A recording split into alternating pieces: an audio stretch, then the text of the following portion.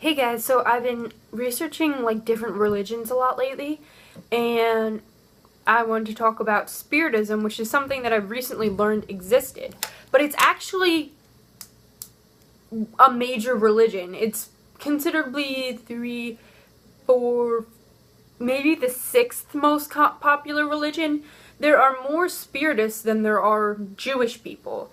15 million people. Their religion is Spiritism, 14 million Jewish. So it's still only about 0.21% of the population.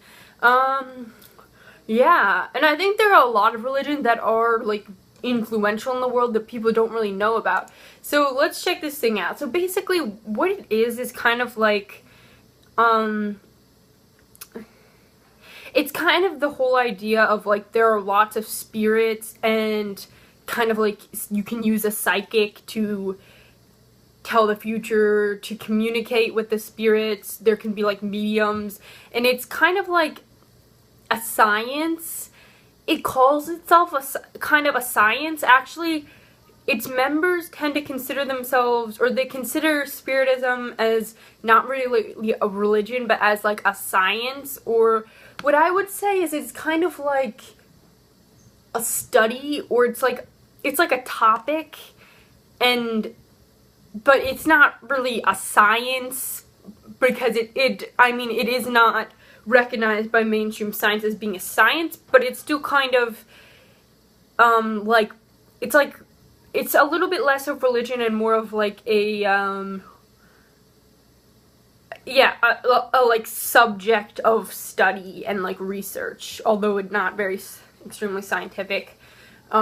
But I mean, most people who practice it, I don't know if this is their major, I don't know. It could be, it's mostly considered to be a religion.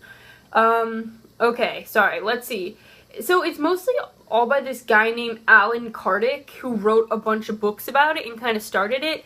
But the ideas are kind of basic, like there are spirits, we can communicate with them, and he was just kind of a really influential writer and stuff, but some more influential writers came along.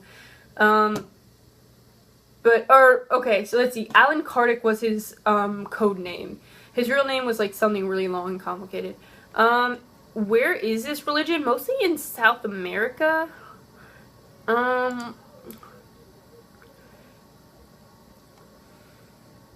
It's particularly in Latin America, especially in Argentina, Uruguay, Cuba, Puerto Rico, and Brazil. So, that's cool. And basically, let's see, it actually kind of overlaps with Christianity and considers itself to be a branch of Christianity, although most Christians might disagree with that. This is because it gets its ethics from Christianity. So in the morality section of the religion, of like what's right and wrong, the answer is do what Jesus taught and as Jesus would do. WWJD, right? What would Jesus do? By the way, that phrase is kind of, I have a little bit of a problem with it because no one really knows what Jesus would do in a situation unless he actually did that situation in the Bible. So it can kind of allow you to like justify anything because you could say, you can make up anything as to what Jesus would do if a certain situation happened. Ultimately, we can't really be sure what he would do. Alright, let's see. Let's look at some of the beliefs. The basic tenets are that spirits, let's see, human beings they are spirits that are in bodies, but, I'm pretty sure that would be an accurate way of saying it, but you can reincarnate into another body or perhaps into some kind of spiritual world. But I think unlike other views of incarnation or reincarnation, they believe that you can only go up. You can only get better. And you become morally better and intellectually better, and this improvements that you make go on to your next life. However, the degree to which you improve is significant. So if you don't do much personal development in this life, the next life you'll probably be about the same. Whereas if you do a lot of personal development, you might get a much better next life. So basically this is the idea that the universe is like going toward happiness, sort of. Everyone is developing all the time. So they have like seances, which is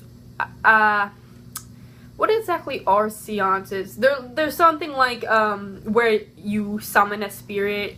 They also do faith healing, and they have regular meetings. It says usually 2 to 3 times a week, mostly just where there is talking. Let's see. In Brazil, there appear to be quite a few soap operas, which kind of focus on this Spiritism or touch upon it, which is interesting because most people in America, I think, have probably never heard of it, but in other parts of the world, it's probably pretty common. I would guess that most people in Brazil know what it is, but I might be wrong.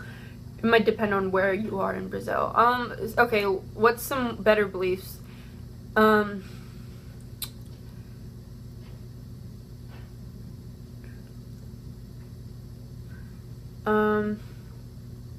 are no priests or ministers, and they do not follow any religious rituals.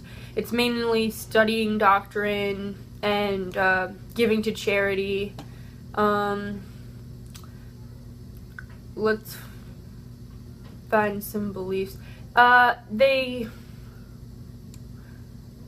spirit is destined to attain perfection by passing through the different degrees of the spirit hierarchy. A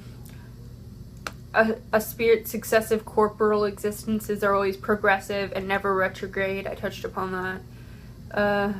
The soul possesses...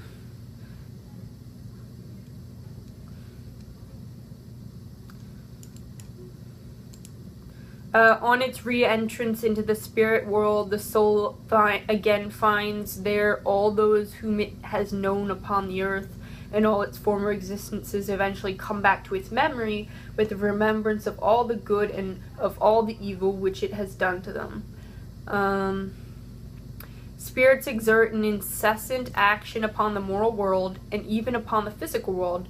They act both upon matter and upon thought, and constitute one of the powers of nature, the efficient cause of many classes of phenomena hitherto unexplained or misinterpreted. The good spirits try to lead us into the right road, sustain us under the trials of life, and aid us to bear them with courage and resignation. The bad ones tempt us to evil. It is a pleasure for them to see us fall and to make us like themselves. So I think that's kind of all. It's kind of simple in the idea, although I'm sure if you get into it, there are many intricacies, as this guy seems to have written quite a few books on it. That's basically all. Okay.